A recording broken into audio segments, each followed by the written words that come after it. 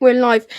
So, hello everyone, and welcome back to a stream on the Robins on Tour YouTube channel. And today, I'm joined by Matt, Patch, and Ethan, and we're just going to be discussing the last season, really. And obviously, it's been disappointing, hasn't it? We'll start off with Matt, Patch. How are you all doing today?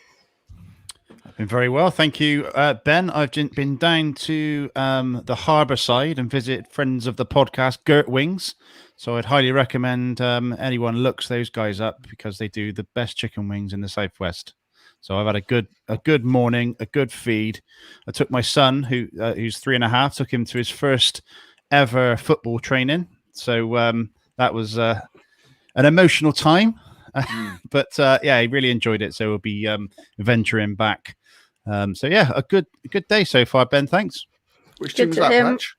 Emerson's Green. Nice. Hi, yeah. Ben. Yeah.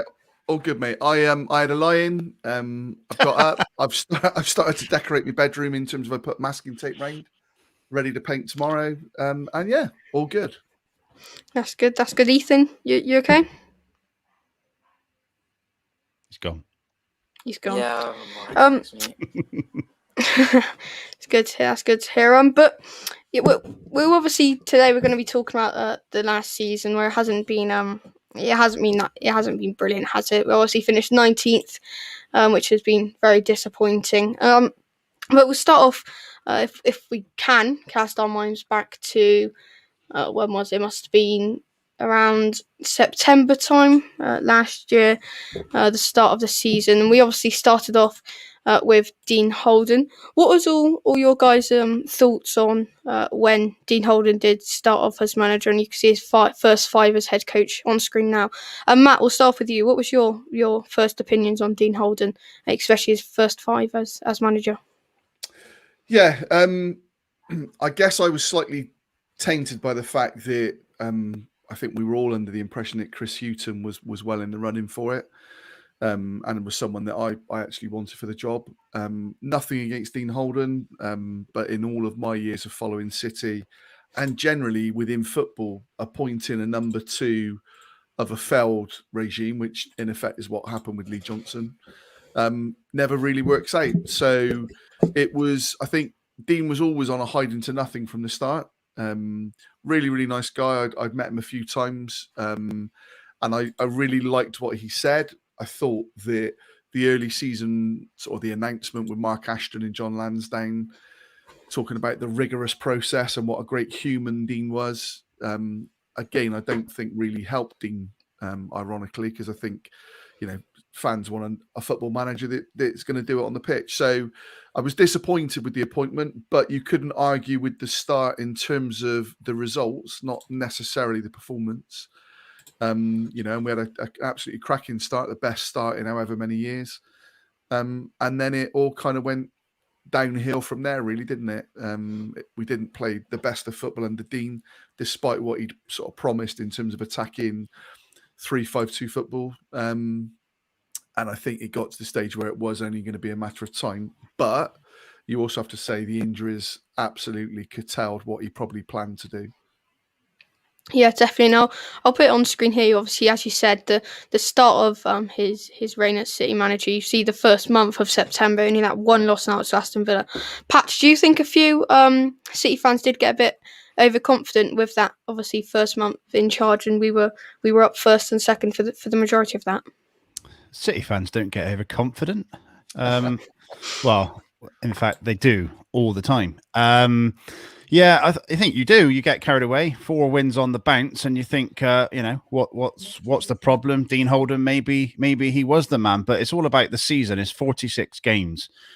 We have struggled to always play for 46 games, and I think that's been where has been our downfall in the last 5-10 years, really.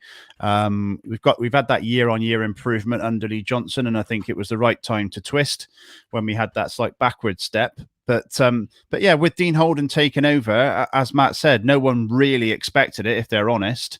Fully expected Chris Hughton. Matt even did an interview on the basis that it had happened. So it was a shock when Dean Holden came through, but you've got to give people a chance. And at the time, if we're honest, it seemed like a bit of a masterstroke getting those two guys, Downing and Simpson, out of their England coaching roles to coach alongside him. And it gave that little bit of, okay, maybe this could work. And then 4 games in, winning every game, you think, you start to get carried away. And as you say, City fans get confident. But Matt said there, the injuries really did hamper us. The engine room was taken away, and Andy Weimann, Chris Martin hit the ground running, and it formed a great relationship with Naki Wells, and that started to drift as well. So yeah, it was a mixture of injuries, a mixture of naivety, I think, in terms of square pegs and round holes. Once the injury started, they just tried to get all of his best players on the pitch at the same time. And yeah, the shape started to go. And from there, it was really a spiral, wasn't it? Yeah, definitely. And Matt, do you think that was the main point of disappointment this season with those injuries over the course of the season? Yeah, I mean, 100%. I think Ryan Wallace, who we've had on the Three Peeps podcast, he did a number of sort of stats that came through, and one of them was that we lost 567 games through injuries, and you just can't cope. And it was injuries to key players at big times, and then even when we brought in, decent players to come in, Alfie Mawson, Stephen Sessegnon, they then got injured, and I think so much had been hoped for in terms of Joe Williams, Liam Walsh, and it's just never materialised. And I'm seeing there what Josh has put.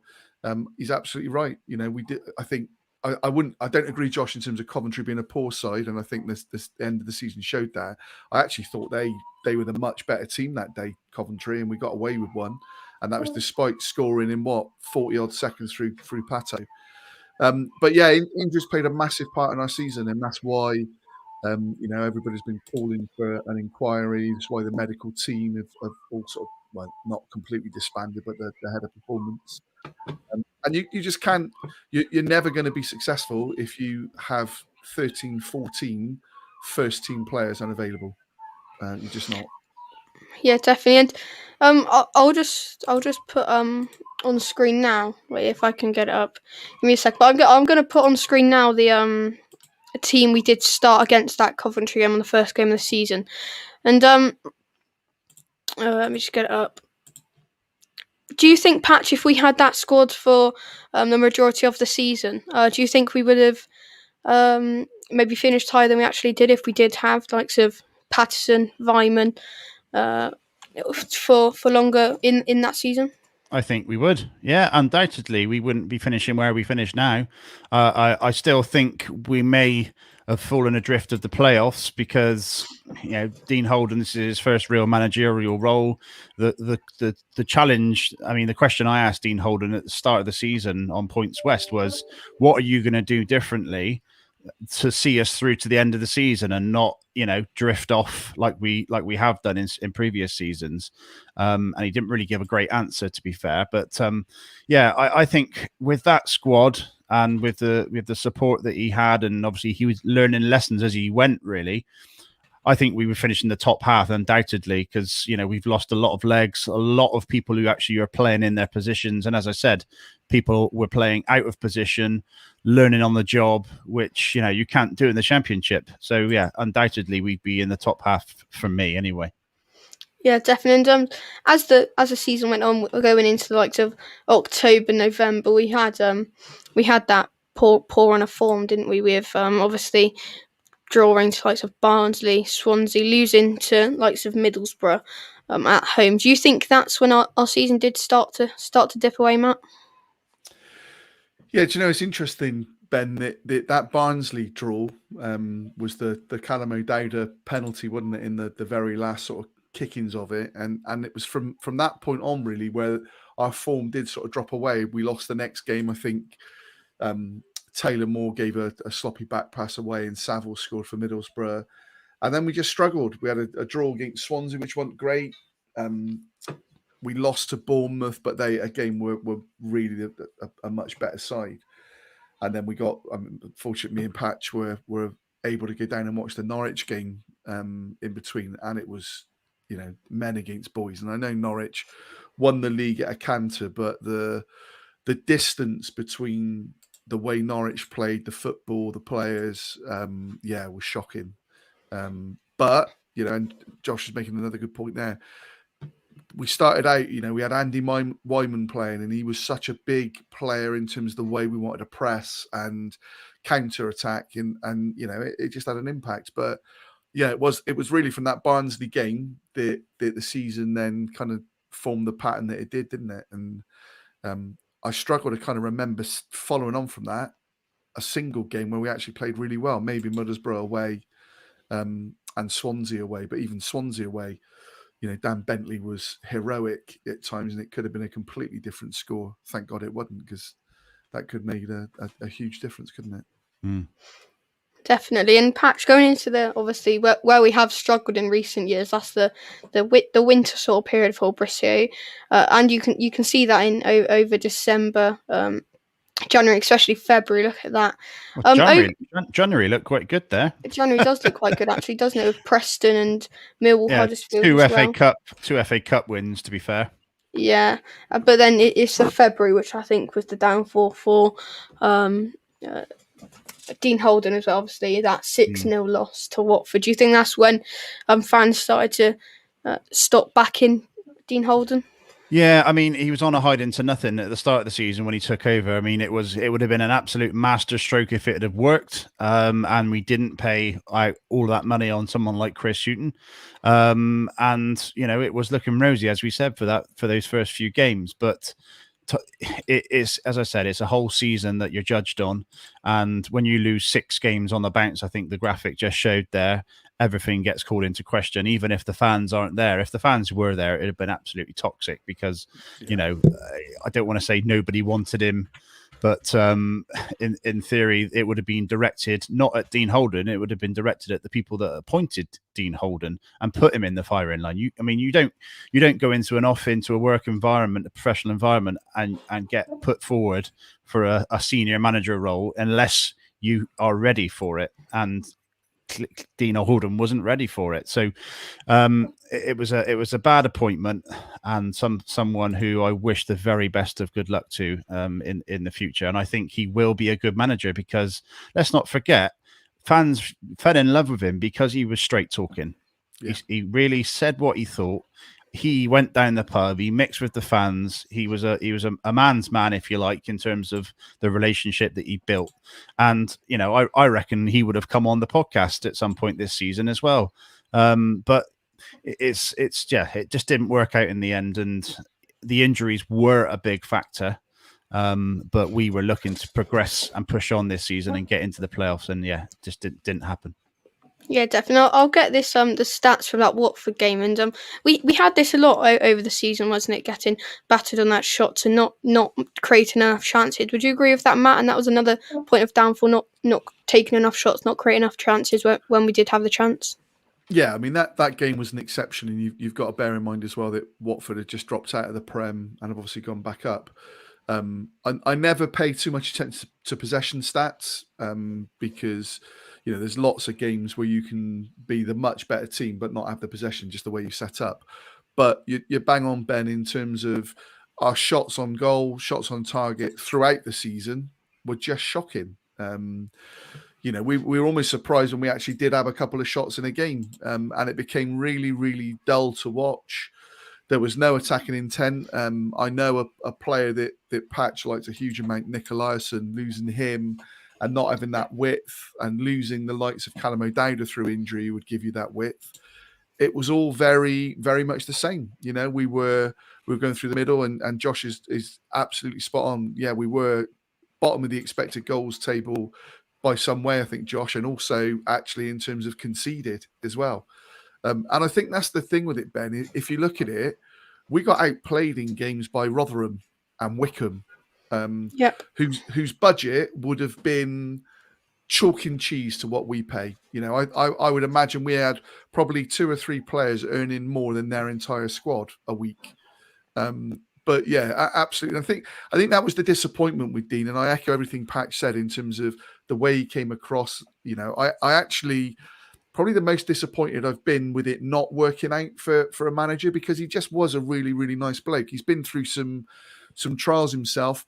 He probably didn't do himself any favors when he would come out and say, I'm not making excuses with the injuries, because absolutely that was the excuse. You've got to be honest about it. But I admired him for saying that. And I really, in the end, really wanted it to work out, but there was no choice. I don't think he had the backing from the two coaches that we thought would make a difference. We had some blood youngsters and too many youngsters at the same time. So yeah, it was only ever going to be a matter of time. But you're right. I think that Watford game just highlighted. I was surprised he didn't get sacked after the Watford game, and obviously it was only a game later. I think we lost 2-0 to Reading from memory, and that was it, wasn't it? Time over. Yeah, definitely. It was obviously after that. I'll just get it up on screen again now. It was after that Watford game. Then we had Reading and Barnsley, which was both losses at home that we should have won, really. Especially that Barnsley game. It was disappointing to lose that. But then we brought in Nigel. He got sacked the night of that Barnsley game. I think it was like 11 o'clock, didn't he? He got sacked, and then Nigel Pearson was announced basically a few days after, and you can definitely see his change in those first two games. I would argue saying that Swansea game was one of our best performances of the season, especially in that second half. Patch, would you agree with that?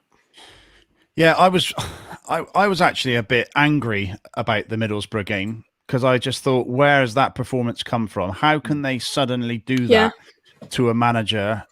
Because it was the same personnel, same formation, no real tweaks were made. And it's as if they just thought, right, a new manager, we'll show him what we're all about. And it absolutely takes the mick that they did that to Dean Holden, if that was the case. Because it was chalk and cheese, that performance and the performance before. So yeah, although we won and I was happy, there was a part of me that just felt bad for Dean Holden. But yeah, those two performances were probably the best ones of the season. And we joked on the podcast that night, Matt, in the Middlesbrough game, we had Ashton and Pearson sat next to each other, and you could see them lean over talking to each other, and it was like Pearson saying, so what's actually the problem here? After every goal went in. And then it rolled on into the Swansea game, and the bounce didn't last very long, did it? So, a strange turn of events, that one. Yeah, definitely. Matt, are you a bit disappointed? Obviously, after those two games, Middlesbrough and Swansea, I got Bristol fans again. We're getting excited at the thought of having Nigel Pearson and winning those two games against two sides fighting for the playoffs. And then we went on a bit of a same as old season, really, wasn't it? And we had a dreadful few months with losing to the likes of Rotherham, QPR, and then a dreadful end to April and May. I can tell you that he was disappointed. I think he's dipped out, but yeah, no, it was very disappointing to have that. And again, you couldn't really explain what happened there, because yes, he was trying to get some of the youngsters through at the time because of injuries, didn't really leave him much choice. But I actually listened back to our podcasts actually of the Middlesbrough game and the Swansea game, just sometimes after doing a podcast where we'd lost, just to sort of hear some positive vibes, and it's all going to be okay. But ultimately it was a bit of a, who can we put in the team? How can we get these players into the team? Naki Wells wasn't playing as a striker; he was playing out wide again.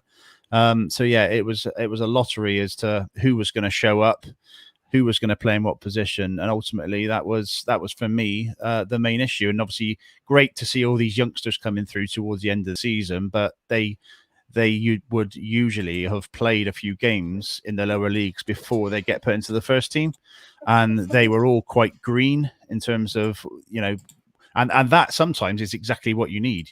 You need someone who's going to just play their own game and not be sort of pushed into a role or play something they're not great at in terms of the position. But yeah, it was it just didn't work out for us in the end, and luckily we survived and didn't get relegated, because I think if you take the first 4 games out, we're pretty much in the relegation zone.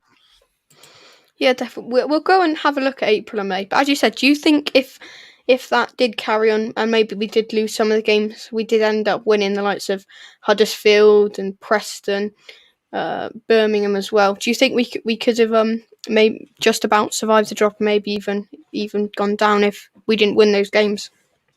Absolutely, yeah. No, and those 2 games, the Swansea and Middlesbrough, I think after that we started looking up again in terms of can we get into the playoffs? Because when you win those 2 games against the top 2 teams, you suddenly think, well, if we can beat those guys, then we can beat anyone. But yeah, wasn't to be. But I was never concerned about relegation because we were so far ahead in terms of points.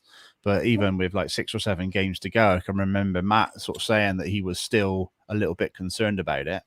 But yeah, I think those last 10 games were really sort of end of season games, not a lot to play for. You almost up your game a little bit if you need to. I think that's what happened. I think they were all treated as sort of pre-season friendlies. There was some people weren't up for it. They were just sort of going through the motions.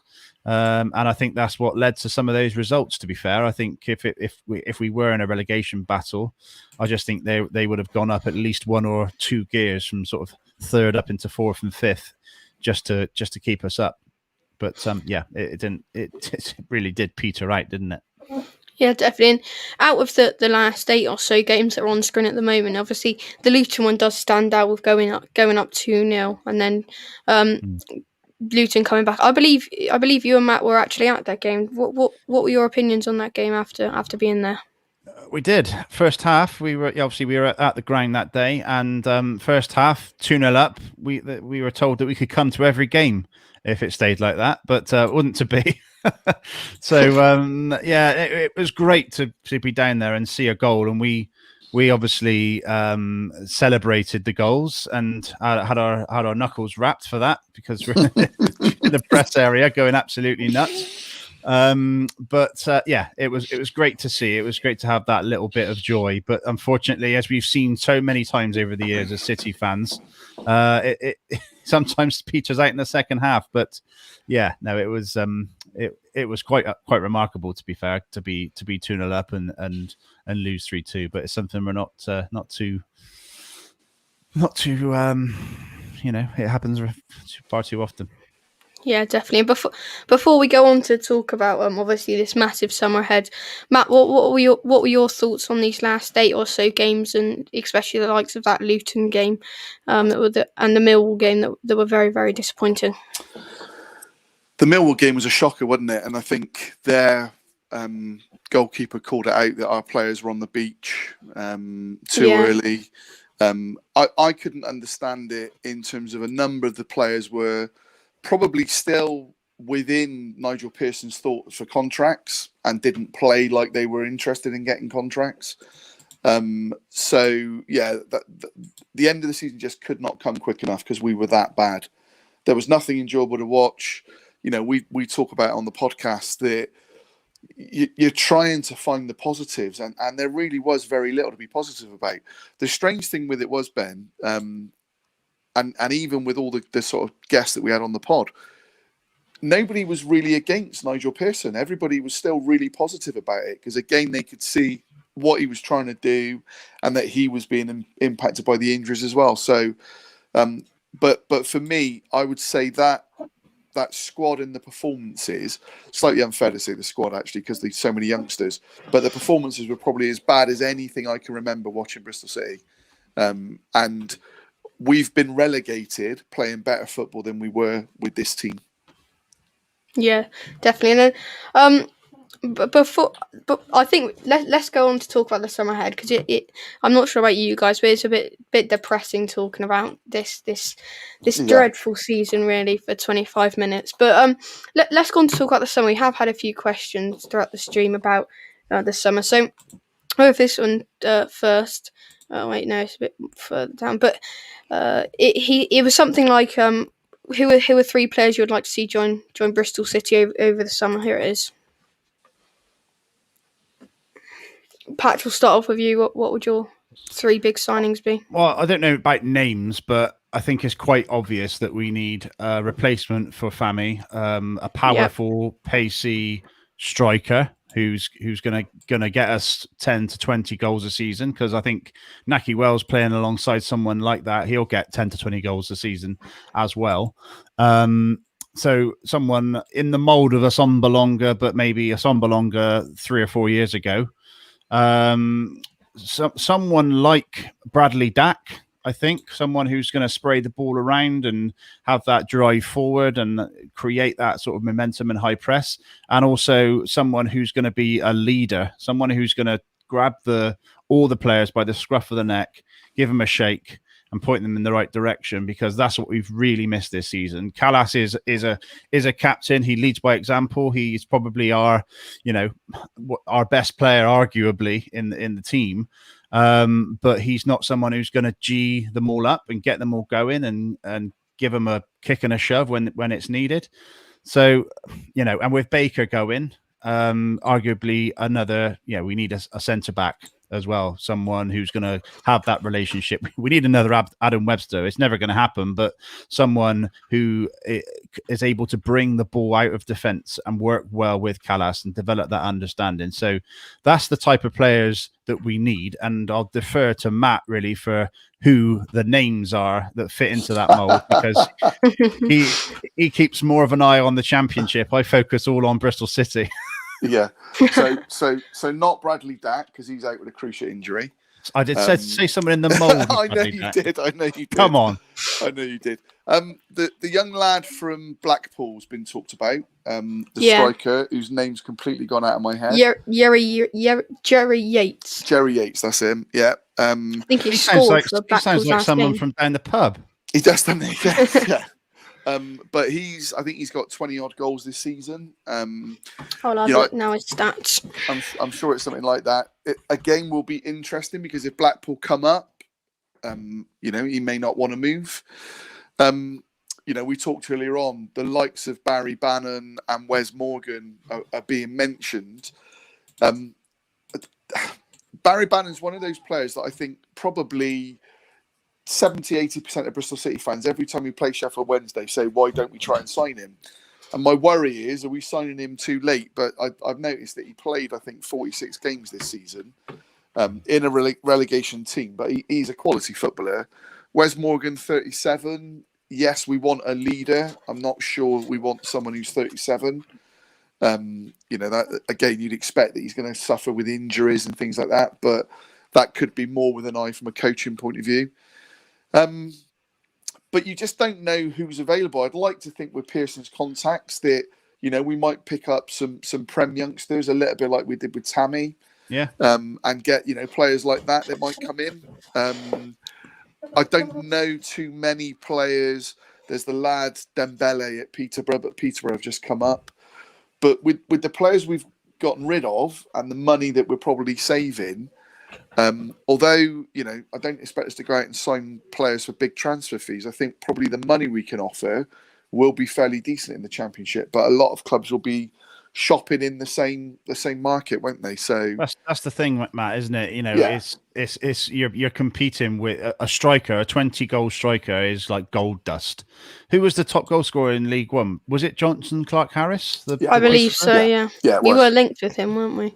Yeah, it was. I mean, that would cause a few ructions, but would be interesting. I don't know if is he the powerful, pacey striker that we're after potentially. So he's definitely a powerful striker.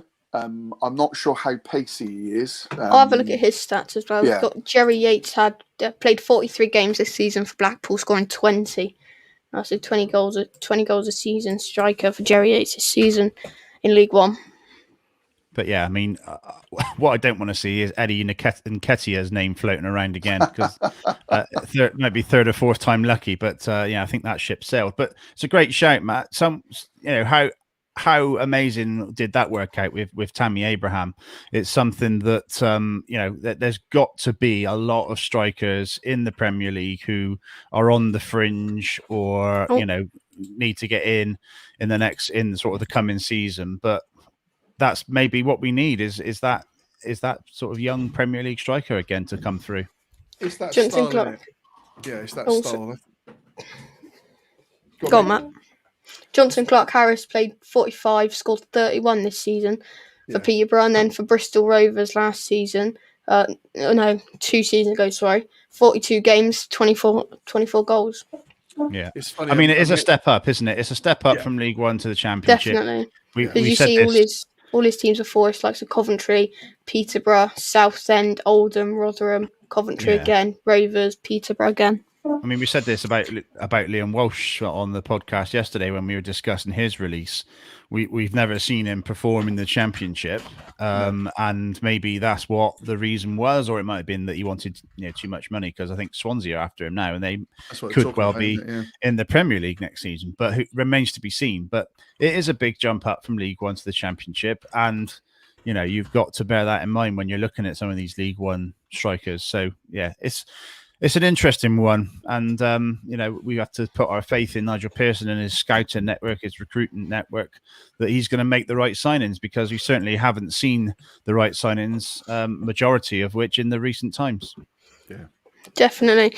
I'll ask Matt first, and then Patch, I'll ask you as well. What would be the first 3 signings you'd make formation wise, so position wise? Really through the spine of the team. Centre half. I'd like to see, as Pat said, a ball playing centre half, someone who brings it out. I know Robbie Cundy, who's been on loan at Gillingham, his name's being talked about. I've not seen enough of him, but I do think we need an experienced, good player, and maybe, as I say, Wes Morgan comes into that. But again, I question his age and fitness. Centre midfield. I'd like to see a hard man in the centre of midfield. I think we've got quality in terms of the likes of Masengo, Palmer, Tyreek, Adam Nash that can play around, but I'd like to see a really good physical leader in the middle of the pitch, and then absolutely up front. So it is those 3 for me. It's right down the middle. At any successful side, you talk about the spine of the team. But I actually think we probably need a couple of players in those positions with what we've got rid of. We've let Lansbury go, and I'm not saying he was the answer in any shape, but that was a midfielder. Walsh, midfielder. Depends what Joe Williams comes back like. Depends what Andy Vyman comes back like. But for me, those 3, I'd also be looking at another first choice right back. Left back, you probably argue, do we look at that as well? Cam Pring's still young, but Jay De Silva's very injury prone. So yeah, it'll be interesting. It will be interesting. I'd like to add to that. We have been so one-dimensional this season. I'd like to see us sign a couple of wingers. Definitely. Matt and I have Josh just said that as well. Yeah, Matt and I have grown up with some wingers down the years, some absolute legends. I mean, I still think Albert Adoma's still got a season left in him, and he's a fan. Is he at Forest at the moment? No, QPR. So he's still in the Championship. He came back down next season. I think he could do a job for us, and he would give us that option.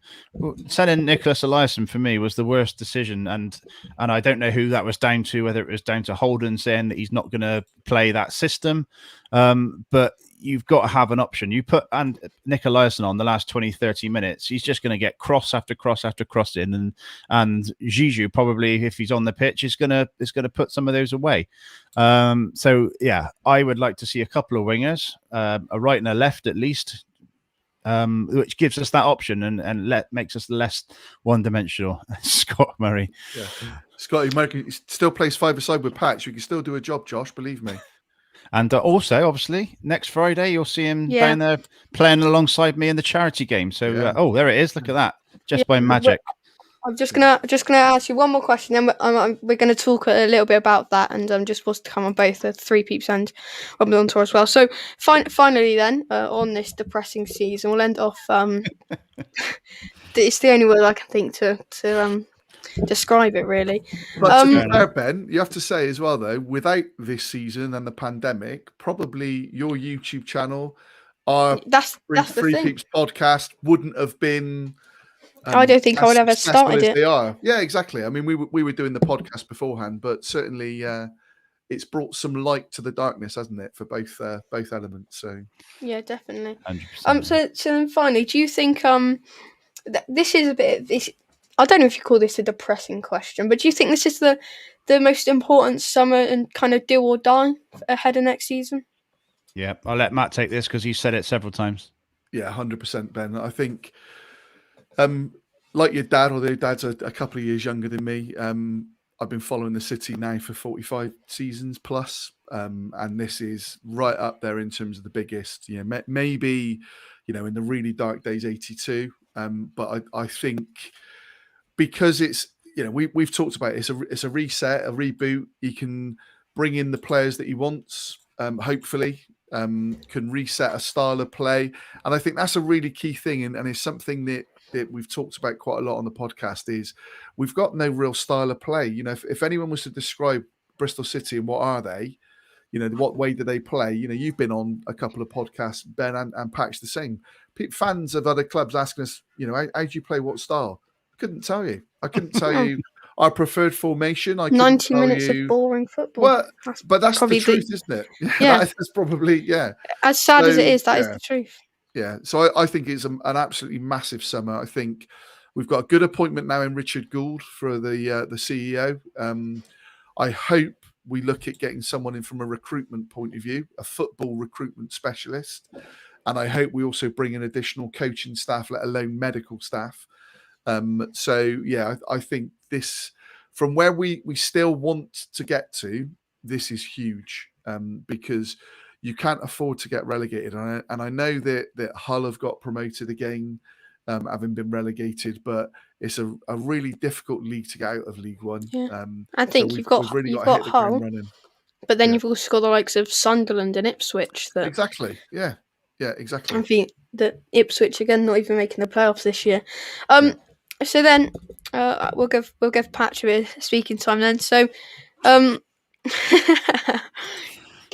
Matt's I got a quick question back to Matt, really. Matt, so next season, do you think it's survival, or do you think where do you think the very good question? Yeah, very good question. So I've always been the same with City. I always look at where you finished the season before and seeing an improvement. So for me, it would be seeing more entertaining football and probably mid-table as a starting point. But yeah, in answer to your question, probably survival is still the first goal. And it's probably been a few seasons since I've thought like that, because we have been, mid-table and pushing top six for the majority of the season and just falling away late on, haven't we? For me, it's that survival first of all, because I love being in the Championship, and even if we don't get to the Prem in my lifetime, staying in the Championship and playing the teams we play, visiting the grounds we go to, is so more important to me than going back down to League One. And you called Ipswich, Ben. I've got mates who are Ipswich fans, and I bet they regret getting rid of Mick McCarthy to a degree, because they've gone through some really dark times. So, Ben, Matt's got friends at every football club in the country.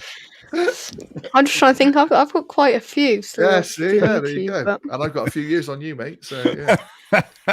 there's a lot of the lower leagues that I don't. Really I think, Matt, going back to what you said there, the challenge is going to be making sure that the City fans are on board with that. Yeah. That not getting promotion next season, that survival, that mid-table finish, because you've got to be on board with what's going to happen next season, because otherwise there's going to be some disappointed people.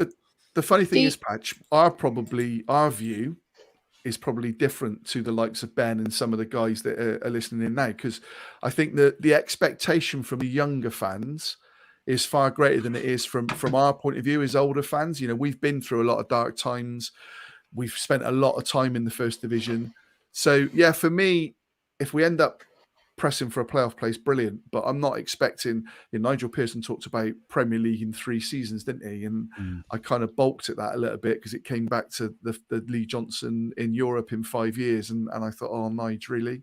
Yeah. I like the ambition. But, yeah, I think you younger fans, Ben, what would you think next season would be? What's your target? Well, I was just going to say, I think it must have been last season. If you've got enough time on your hands, you can go back through my old videos. And I think I said, I don't know. I think I said. I think 19th. No, I'm pretty sure I said we would finish about 4th. I'm pretty sure I said we'd finish about 4th, but it's got to that point now where I think I realised that I don't think we're going to be up there anytime soon if this carries on. But I think Jordan got it bang up. I would be happy with 10th next season. I would be happy again. But I'll go back to what Matt said. I think if we don't get this summer right, and as I said off air before, if we don't get 8 or 9 plus players over the summer, then we could be in a little bit of trouble. I don't think I'll be happy with 10th to 14th. I think I'll be accepting of it. Yeah, I would agree with that. I think people need to just accept that Nigel Pearson has got a 3-year deal. Let's judge him on the 3 years instead of the first 6 months of the season. Yeah, exactly. It'll be Liam makes a great point there, Ben. Liam makes a great point there. Absolutely spot on. We want to be competitive and we want to watch football that we enjoy. Yeah, and we've not, have we?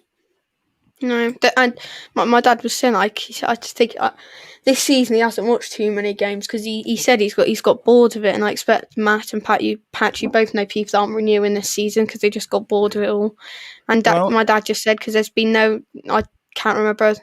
He said his last entertaining game I think was the Man United Man City games. And also, people have had chance to do something else on a Saturday because that's what my dad said exactly. Games. So some people have actually found like a new hobby, like cycling. My dad said watching rugby. He's been doing a lot more of that rather than football. Yeah, exactly. So it's not been the greatest season to not have a good season. Yeah, but your dad's a miserable sod as well, mind Ben. So he is. We got to bear that in mind. He's a glory hunter as well. When we're at the top of the table come December, he'll be getting a half-season ticket. You know he exactly. Well, I managed somehow to get him to renew it. But the amount of games he actually decided to go to. You wait and see. The three of us, your sister, will be going to away games. We'll be meeting Patch. Yeah, we can't wait. That's what I said. My dad said even if I don't go, Matt said he'll take you to a few away games. Exactly. So at least train on it, Ben. Yeah, definitely. The funny thing was, I remember when we were going up to Millwall, we were already planning that Swansea game. We were away. That's the away game of the season. Yeah, but then Patch, do you want to talk about your charity football match? I'll put in I'll put in the donate link in the chat. Yeah, thanks very much.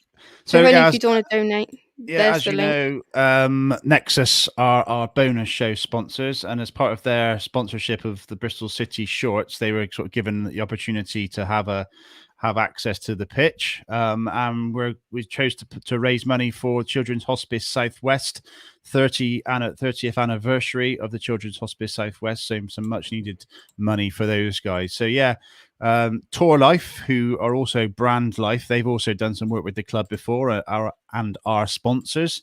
So we've both pulled a team together. So Tour Life is made up mainly of people from the music industry. And a mixture of rugby players, Victor Abugu, Peter Rogers, Craig Chalmers, Dylan Armitage, and a few others. And then we've got some ex-City players joining us as well. So on the Tour Life team, as it stands, Scott Murray, Cole Skuse, Kevin Amanqua, and Rob Edwards. And then for the Nexus team, which obviously I'll be playing on, and we've got a mixture of celebrities and ex-City players. Call out a few there. Tom Davis, who is King Gary. Some people will know him. He's a comedian. He's on lots of shows, lots of like panel shows as well. He's about 6'9", I think. Big guy. Matt Chin, who's a friend of mine. Matt Horan, who's on the BBC Tailenders podcast on the BBC Sounds. And then from Robbins TV, Toby Osborne and Peter Trago. Mark Kelly, who's the Ashton Gate MD. Connor Swift, who's a YouTuber. You guys may know him. Alex Beresford from Good Morning Britain. And then the ex-City players on our side, Gary Hours, Joe Burnell, Tony Thorpe, and Lewis Carey. And then on the sidelines, we're hoping to have Joe Sims and Joe Joyce. And obviously Matt Withers, who's the assistant manager of Nexus. And he's going to be responsible for us. If we don't win, it's all Matt's fault, essentially. So I'm looking to play 3-5-2. Ben with 3-5-2 attacking intent and getting the ball in wide to Patch, who's he's the secret weapon. I've got no pace, unfortunately. I've got a long throw in, a powerful left foot, and that's pretty much where it stops. Maybe you can be the throwing expert next season. Give the club some tips. Yeah, bit of coaching. But in all seriousness, I can't wait to even warm up on Ashton Gate surface, let alone play in a game on Ashton. And if I score, God knows what I'll do. Oh, God knows, it'd be an absolute. I'd just lose my mind. But carnage, yeah, please do if you want to sponsor on the Just Giving link, and also you can get tickets. We'll put the ticket I'll put link. that one in. I'll put that one in now. The ticket link is on is Fixer, I think is the website, but it's all over our Twitter page at 3PIAPC, and obviously Ben's going to stick it out there as well now. But yeah, come along. It's a 5 o'clock kickoff. I think it's 90 minutes. So yeah, come along and watch a game at Ashton Gate if you want to have a laugh. Yeah, that's the thing. The first game at Ashton Gate will be I think they're doing 2, aren't they, over that weekend? Next weekend, yeah, Friday and Sunday. There's a couple on Friday, and then there's the celebrity one on Sunday as well. Yeah, definitely. As you said, I was listening to, I can't remember which one it was. It must have been that Brentford podcast actually. And right at the beginning, you said you were playing. I was very surprised. That it must be an amazing opportunity for you. Yeah, no, very much looking forward to it. Very much. So one more time. Thank you, mate. I've had to buy a pair of football boots because I threw my studded ones away. I thought my days were over. Blades or studs, Patch? I've gone studs. Have you? Old school. Nice. Yeah. What colour? Obviously black. Obviously black. Excellent. I'm not. What position are you looking to play? I don't want to draw too much attention to myself. No. What position are you looking to play? Well, I've always been a striker, but I'll play anywhere on the pitch. I'd happily, apart from in goal, I'll play anywhere just to be on the pitch. I'd like a bit of time on the ball so that I could pick out that 40-yard pass. Hope you're taking notes, Matt. I'll tell you, I'm taking video, Ben. Don't worry about that. Yeah, it's going to be really good. And as I said, if you want to get tickets to get back to Ashton Gate for the first time in, how long must it be? Nearly a year and a half. Yeah. You can get tickets there, or if you can't make it, just donate. It's Friday at 5 o'clock. Am I right in saying that? Yeah, doors open at 4 o'clock, and the game kicks off at 5 o'clock. Yeah, that's pretty much it. Pretty much it, yeah. That'll probably end off the stream. I'm just gonna oh wait, yeah, right. Here's a few things then. So one last time, there you go. Charity football match, raising money for the Children's Hospice Southwest, and as you can see there, arrive for £10 a ticket that you can buy on the link that is in chat at the moment. I'll also tweet it out as well once this stream is finished. All of that at Ashton Gate next Friday. And then for me, over the next week or so, got 2 very big interviews with Tony Thorpe, who is playing at the game, I believe. Am I right in saying that, Patch? He is, and is that how much you've got to pay him? £1 million? No. He's Bristol City's first £1 million player, I believe. I'm right in saying that. And then also Lewis Britton as well. I'm interviewing him next week as well, about obviously making his debut and scoring as well. Life as a professional footballer, as well as obviously as the Bristol City season is come to an end. I'm going to be doing a bit of England content as well over the European Championships. Where do you guys think England will finish in the European Championships, or are you just going to be 19th. Stuck on Bristol Live? 19th. Just be stuck on Bristol Live, looking at transfer rumours. I hate transfer rumours. I absolutely hate it. I hate that summer where you're refreshing Twitter all the time to see what's going on. Yeah, exactly. So I boycott Twitter until someone's actually signed. I absolutely hate it. But do you know what? This season I've really struggled with Premier League football. Because of the crowds. I was saying that to Matt earlier. Because of no crowds. I used to get up on a Sunday morning and watch Match of the Day, and I haven't done that hardly at all this season. And this FA Cup today at 5 o'clock is the one that I've least been looking forward to. I don't know. Is there crowds? Is there a crowd? Yeah. Yes, I believe there is. There is a crowd. So I mean, I will watch it. But yeah, it's been a strange season, and because of that, watching some of the England games, you're not wrong there, Josh. I've not really worked out, who some of the players are because I haven't been watching enough Premier League football. So yeah, it sounds horrible to say, but I mean, I definitely will be up for the Euros when it starts. But definitely, I think that's what I was saying to friend of the show, Jordan as well. He's been in the chat a bit today. When it was announced that all of it will be happening, I was like, if the sun's out and you've got football pretty much every day with the Euros, it's going to be a summer to remember. With the Euros and the World Cup, I pretty much always watch every game, and my wife, pretty much understands that's going to be the case. So that's going to happen regardless. But it's a strange one to get up for at this point. But just talking about Lewis Britton and obviously Mangotsfield, I'm going to be getting behind Mangotsfield United as much as I can this season, supporting local football because I can walk up to the ground, you can have a drink and watch the game. Next Saturday, I can as well. Thinking about it, I can walk down. Yeah, come on down. So next Saturday, Mangotsfield versus Bitton at 3 p.m. on the 22nd of May. I'll be down there with a few others, and obviously Matt and Ben and whoever else is welcome. But let's get behind our local team. Actually, because I'm literally just down the road. 5-minute walk maximum for me to Mangotsfield.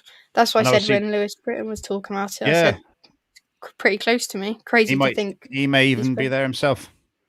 Oh yeah, I wouldn't be surprised. When's that? Next Saturday. Saturday at 3 o'clock. Yeah. I'd like to see you walk it in 5 minutes as well, Ben. This is what I said. Go 10. Yeah. Yeah. Maybe 5 minutes is pushing it. I'll go on an e-scooter.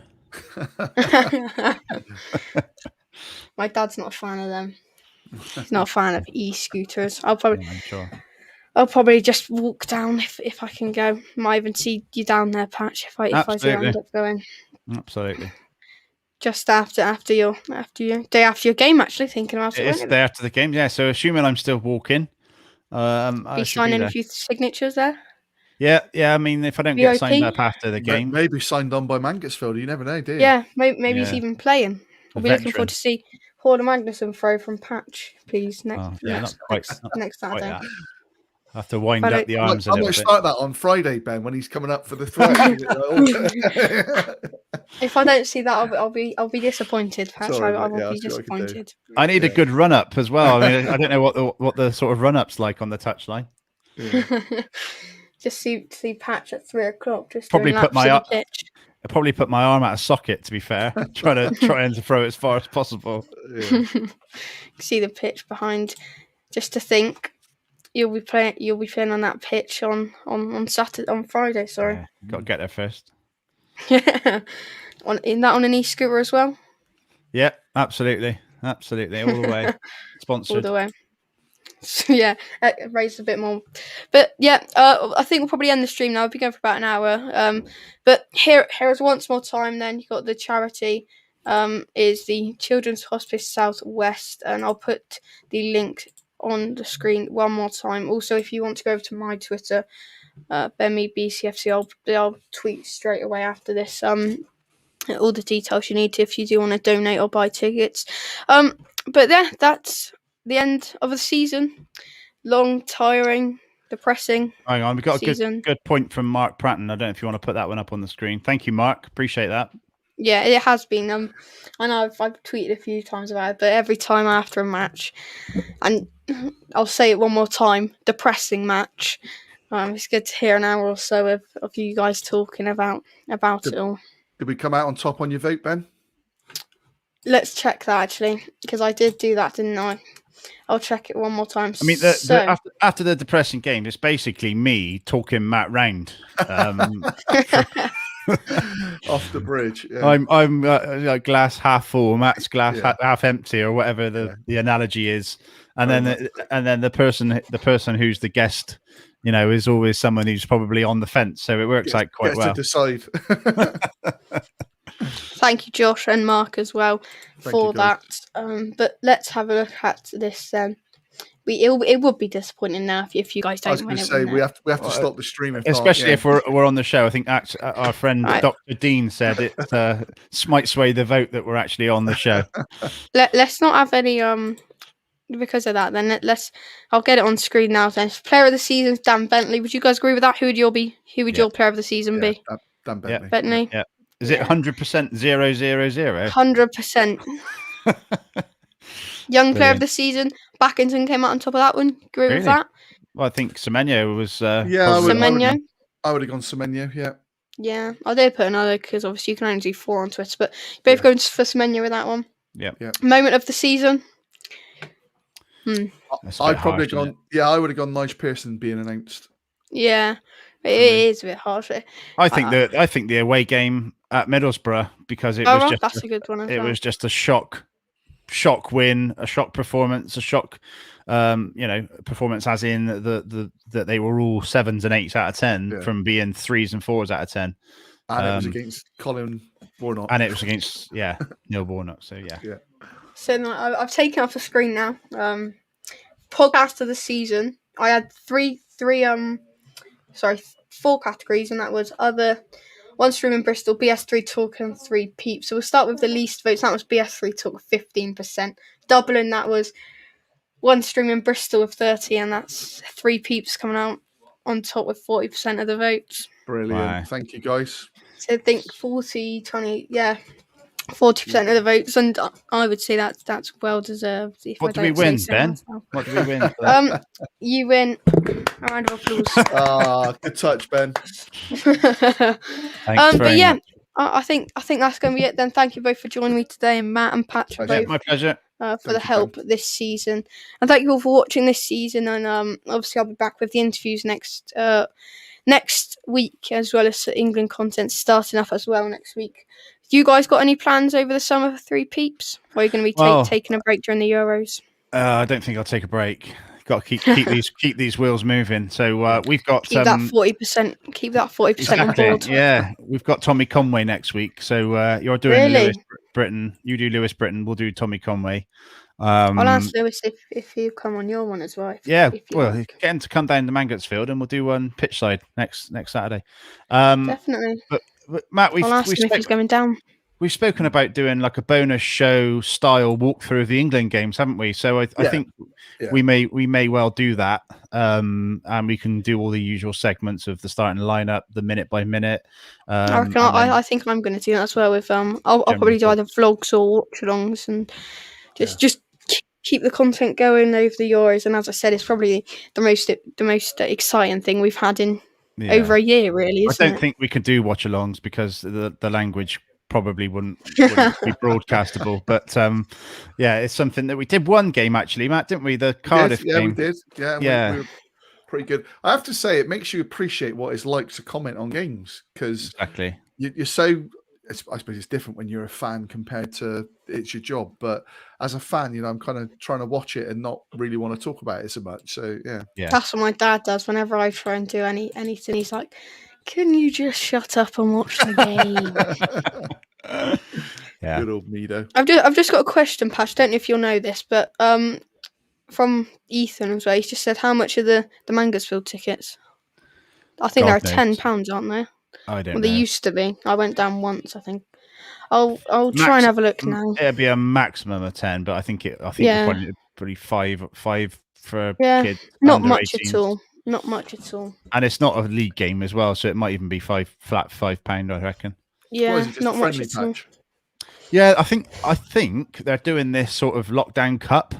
Ah, right. Okay. So all the non-league teams are like doing this lockdown cup, and it's just like a little mini league, or it might just be a friendly. I think it's against Bitton, but it's just a chance to get some revenue in for the club, if nothing else. And you got nothing else to do on a Saturday now, do you? Until 6th of June. Well, there you go. But yeah, I'd be tempted to go down actually, wouldn't it? Because you haven't. Last game I watched as a fan really was Fulham live. Yeah. So yeah, it will be interesting to see if go down. But yeah, one last time, thank you all for joining me today. Thank you everyone for watching, and congrats on the YouTube channel as well, Ben. Yeah. Thank you. Yeah, the couple of documentaries you've done, etc. So keep it going, and the one about the Man United one as well. I think I'm going to try and do that after the Euros probably now. Yeah. And get that in for the great idea by Patch for the anniversary of it in December. Don't happen very often. Exactly. You're obviously a lot younger than us, and starting this early. you're on the journey early, and you'll continue to churn out some great stuff. So yeah, good luck and Thank you, and congratulations. same with you guys on the 3 peeps. And as I said, I'll tweet out that all the links and stuff for your charity match. Good luck with it as well. Yeah. So I Thanks, don't think mate. I'll be going down, but good luck with it all anyway. Thank you all Take for care. watching, and thank you both Stay for joining safe, me mate. today. Cheers. You too. Stay safe and enjoy your summer. Bye. See you guys. Bye.